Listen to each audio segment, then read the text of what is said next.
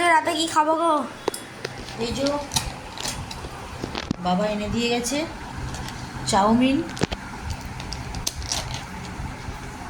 2 packet chowmein দুজনের জন্য। আর বাবা তো এসব খায় না, আমাকে দেখো, বাবা তো এসব খায় না। বাবা খাবে লুচি।